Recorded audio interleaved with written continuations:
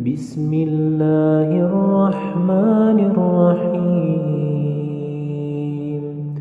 والمرسلات عرفا فالعاصفات عصفا والناشرات نشرا فالفارقات فرقا فالملقيات ذكرا عذرا أو نذرا إنما توعدون لواقع فإذا النجوم طمست وإذا السماء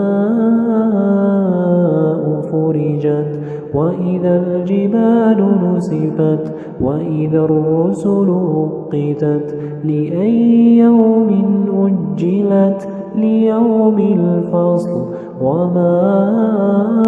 أدراك ما يوم الفصل ويل يومئذ للمكذبين ألم نهلك الأولين ثم نتبعهم الآخرين كذلك نفعل بالمجرمين ويل يومئذ للمكذبين ألم نخلقكم من ماء مهين فجعلناه في قرار مكين إلى قدر معلوم فقدرنا فنعم القادرون ويل يومئذ للمكذبين ألم نجعل الأرض كفاتا أحياء وأمواتا وجعلنا فيها رواسي شامخات وأسقيناكم ماء فراتا ويل يومئذ للمكذبين انطلقوا إلى ما كنتم به تكذبون انطلقوا إلى ظل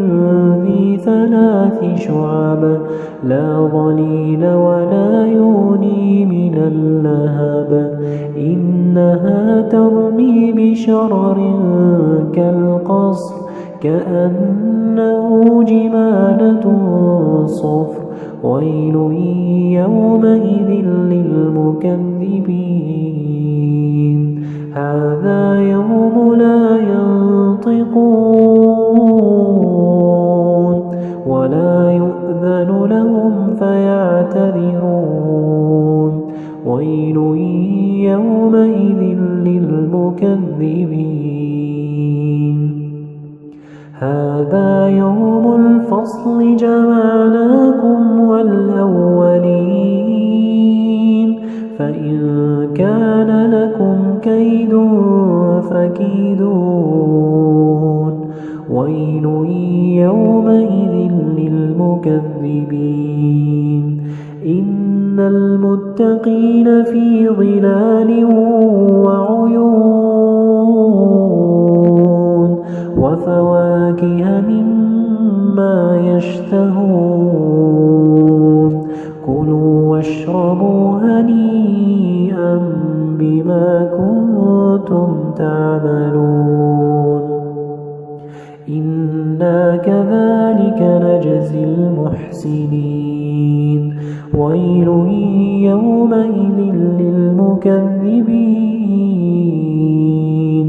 كلوا وتمتعوا قليلا إنكم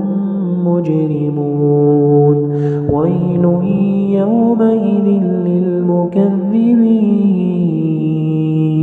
وإذا قيل لهم اركعوا لا يركعون ويل يومئذ للمكذبين فبأي حديث بعده يؤمنون